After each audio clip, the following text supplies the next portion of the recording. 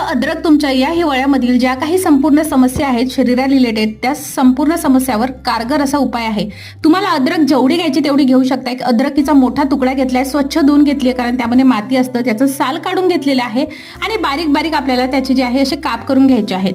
मिक्सरच्या भांड्यामध्ये संपूर्ण अद्रक आपण कापून टाकलेली आहे। 1 चमचा हळद घेऊन अगदी न पाणी टाकता आधी आपण जे आहे व्यवस्थितरित्या त्याची पेस्ट केलेली आहे। नंतर थोडंसं अगदी 1 चमचा पाणी टाकून मेजर करायचं आहे की हा अद्रकीचा गर किती भरलाय। अद्रकीच्या गरीच्या 2 पट आपल्याला गुळ घ्यायचा आहे। 1 कप इकडे बघा अद्रकीचा जो काही गर होता तो घेतलाय आणि 2 कप चिरलेला गुळ आणि 1 चमचा इकडे जे आहे तूप घेतलंय।